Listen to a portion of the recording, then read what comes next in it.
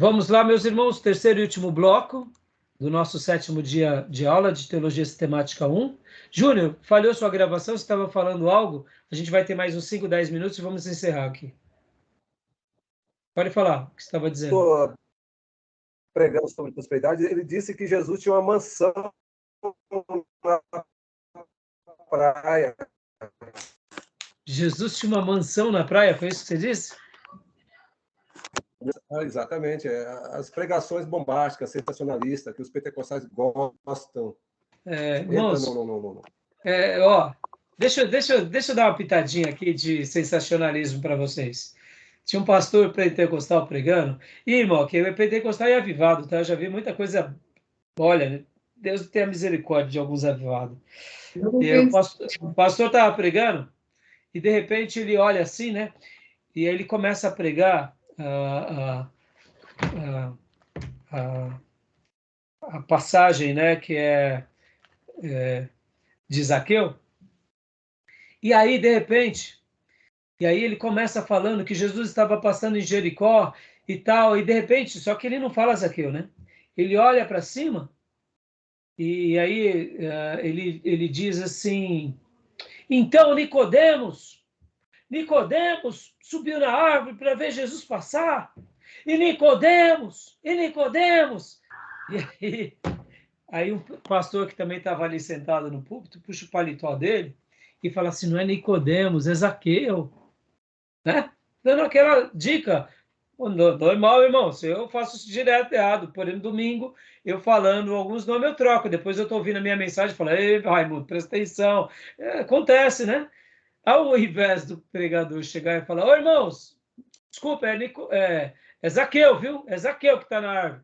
Ele continuou e falou assim, ele viu que o pastor deu toque para ele, ele disse assim: então, e aí Jesus está passando em Jericó e olha para Nicodemos e diz assim para Nicodemos: Nicodemos, o que você está fazendo aí em cima? Aí em cima é o lugar de Zaqueu. Ai, Lisa, hein? Essa foi boa. Essa foi boa. Oh, meu pai. Oh, meu Deus, essa é ótima, hein? Gostei dessa, hein? Em homilética a gente vai trabalhar bastante algumas anedotas. Criativo, homem. Ai, papai. Ai. Oh, faltou Bíblia, faltou conhecimento, faltou humildade, faltou tudo. Arranca esse cara do púlpito, meu Deus. Oh, meu Deus do céu. E outra coisa interessante que Mário, faltou improviso.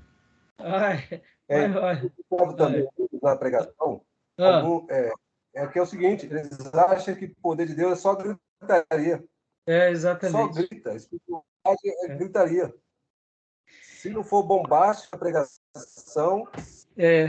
Então, vamos lá. Vamos agora aqui concluir, irmãos, o nosso capítulo 8. Bom, veracidade das Escrituras lemos, né? Vamos lá.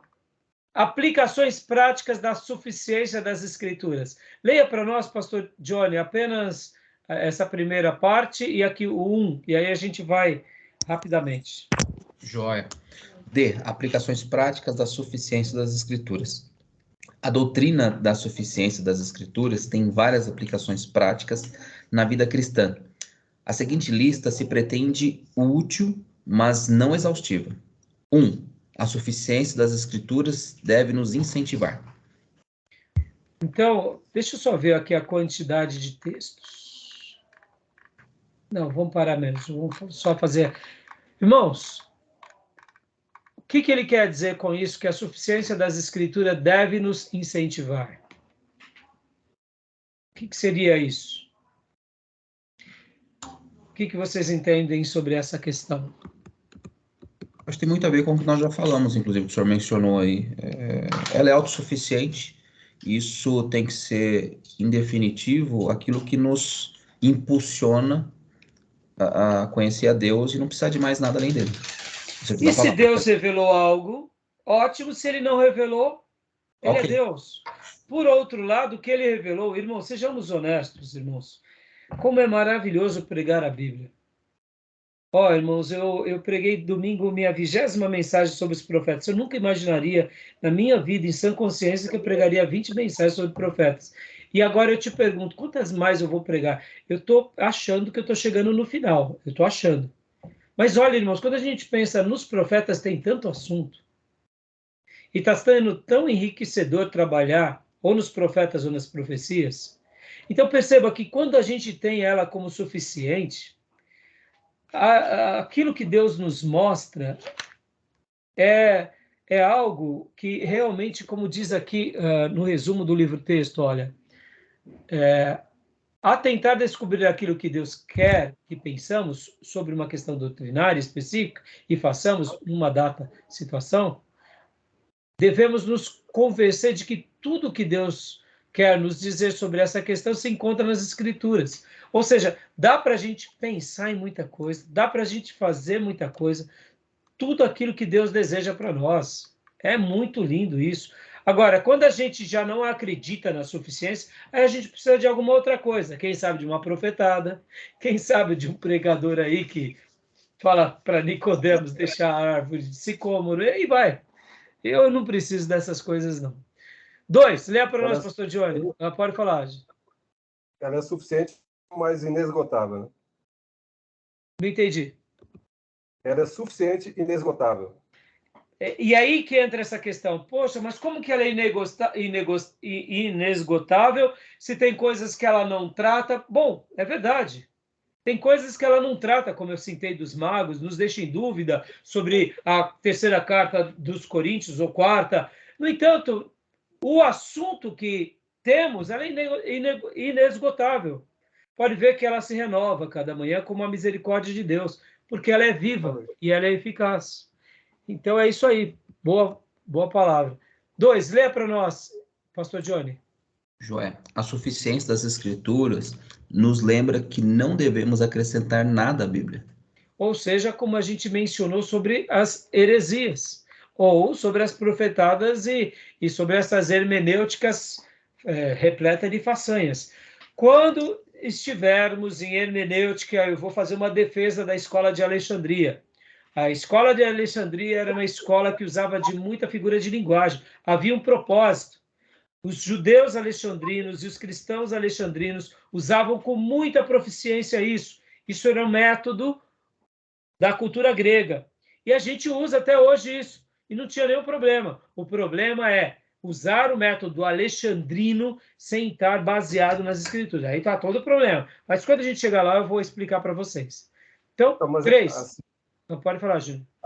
A questão da hermenêutica, vamos chegar. Mas o que o escritor está fazendo aí é a hermenêutica, né? Sim, é uma hermenêutica errada, que é uma hermenêutica onde tem aqui, ó, olha, os mormons, onde tem ciência cristã, filosofias de vida, né? Essa hermenêutica que, na realidade, essa hermenêutica errada que vira uma heresia, né? Então, esse que é o problema, entendeu, Júnior? Pode ler para nós, Johnny, o 3, por gentileza. Pois não. A suficiência das Escrituras também nos diz que Deus não exige que creiamos em nada sobre si mesmo ou sobre sua obra redentora que não se encontre na Bíblia. Ou seja, irmãos, tem pessoas que estão dizendo coisas que a Bíblia não diz. Vamos supor aqui, irmãos, o purgatório, por exemplo. A Bíblia não diz, então a gente vira as páginas, entendeu? Fazendo uma breve citação. Tá bom? Tudo bem até aí? Tudo bem. 4. A suficiência das Escrituras nos mostra que nenhuma revelação moderna de Deus deve ser equiparada à Bíblia no tocante à autoridade. Agora temos sido discutido sobre a pessoa de Deus. Deus homem, Deus mulher. Eita, precisa falar mais alguma coisa? Nem precisa entrar no mérito, né, irmãos? Para ver o quanto isso é diabólico e satânico, né? É o desfiguramento daquilo que Deus cria como um padrão para não ter padrão nenhum. Logo, se não tem padrão nenhum, você desconfigura uma verdade absoluta. Desfigurando uma verdade absoluta, você desfigura tudo que é absoluto. A igreja, a família, e aí vai. Então é satânico. Mas está repreendido em nome de Jesus. A desconstrução da verdade. Exatamente, né? Desconstrução da verdade. Joia. Vamos lá, então. 5. 5. Com respeito à vida cristã, a suficiência das Escrituras nos lembra de que não existe pecado que não seja proibido pelas Escrituras, quer explícita, quer implicitamente. O que o autor está querendo dizer aqui, irmãos?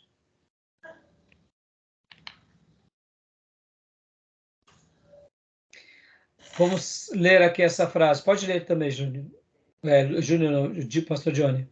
Andar na lei do Senhor é ser irrepreensível. Salmo 119:1. Portanto, não devemos acrescentar proibições àquelas já afirmadas nas Escrituras. Vamos dar aqui uma ilustração bem objetiva. Lembra das tradições dos homens que os judeus colocavam? Seria mais ou menos isso. A gente não precisa acrescentar nenhum pecado que a Bíblia não menciona. Por exemplo, não ser dessa igreja é um pecado. Se você visitar outra igreja, é um pecado. Ora, onde está na Bíblia? Então, com respeito à vida cristã, a suficiência das Escrituras nos lembra de que não existe pecado que não seja proibido pelas Escrituras, quer explícito, quer implicitamente. Aqui a gente poderia abrir os leques, ou de acréscimos de pecado, ou de omissões de pecados esdrúxulos, que muitos tentam dizer que não é. Que é para os dois lados, tá, irmãos? Tudo bem? Tranquilo? No livro texto ele vai colocar mais detalhes explicando um pouco a mais essa questão, tá bom? Mas podemos prosseguir? Podemos sim. Podemos? Então, sexto e penúltimo ponto. A suficiência das Escrituras também nos diz que Deus nada exige de nós que não esteja determinado explícita ou implicitamente nas Escrituras. Se alguém vem para você e fala assim, Deus está te pedindo isso, e aí, como que fica? E aí? Deus está te pedindo isso, mas a Bíblia não está pedindo. Está entendendo como é complicado essa questão? Sim. É muito complicado. É aí onde os falsos profetas deitam e enrolam. E aqui o sétimo ponto a gente vai encontrar na página 92. Ele não colocou no resumo. Não foi colocado no resumo. Então, na página 92. Quem achou pode ler agora.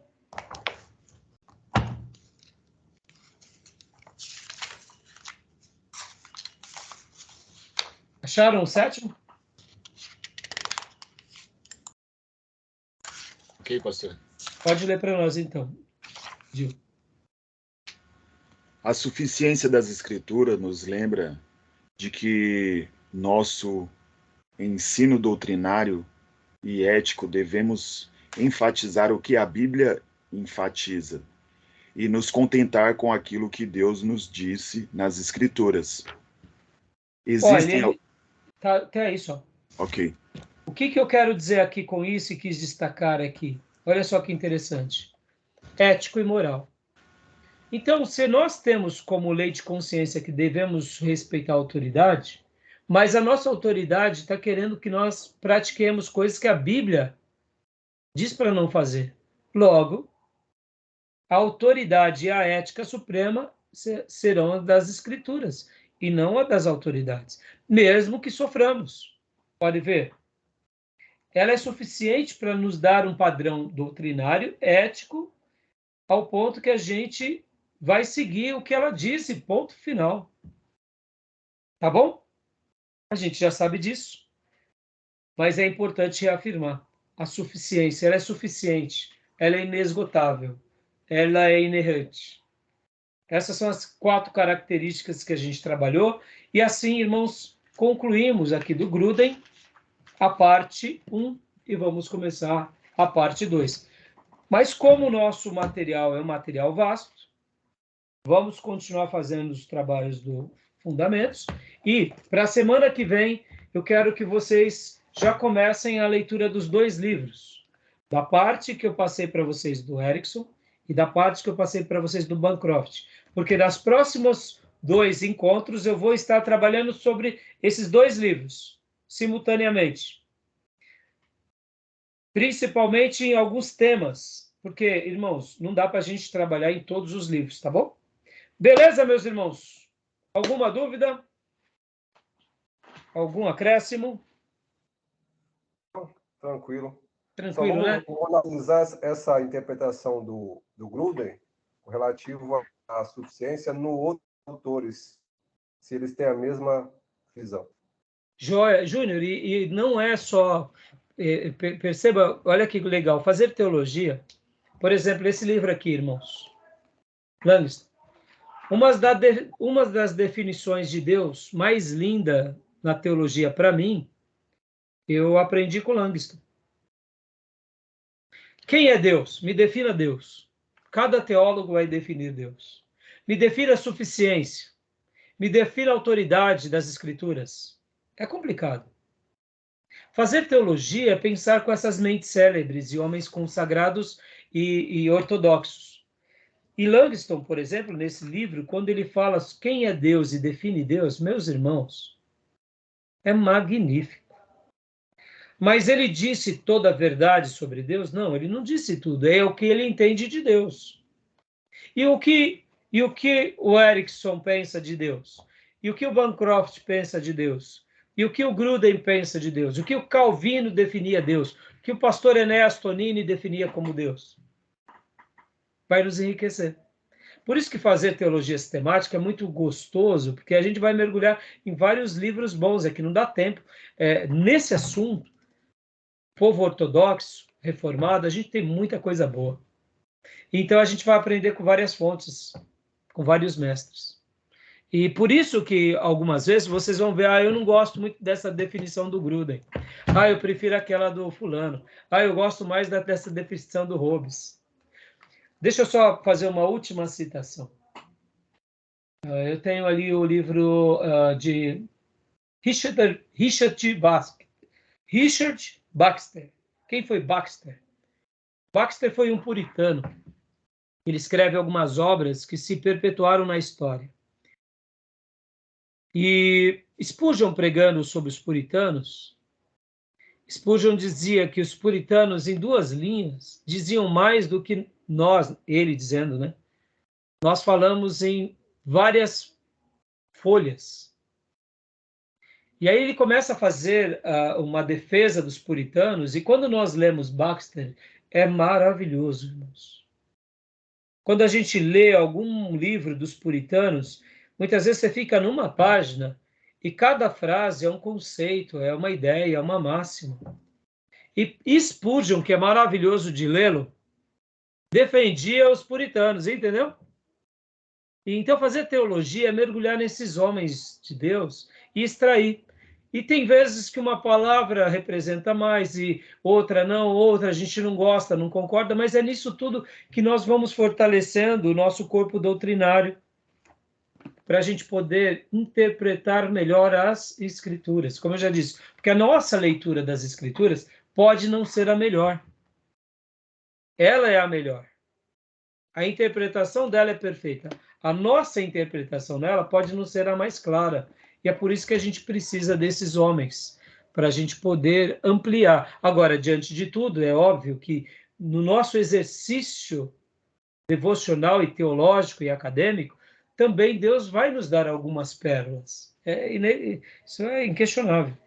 E que Deus continue nos dando muita graça. Tá bom? Mas é isso aí. Tá bom, meus irmãos? Então, querendo Deus, nos vemos terça-feira, ou melhor, quinta-feira. Que o Senhor continue abençoando os irmãos e as irmãs. Um excelente culto amanhã, tá bom? Amém. Deus abençoe, meus irmãos. Boa noite. Mais 2 encontros e terminamos aqui. Corram com a leitura e com os trabalhos, hein? Tá bom? Paz, irmãos. Boa noite. Deus abençoe. E a prova vai ser depois do 9º encontro, hein? Então, tá chegando. Deus abençoe. Shalom. Amém.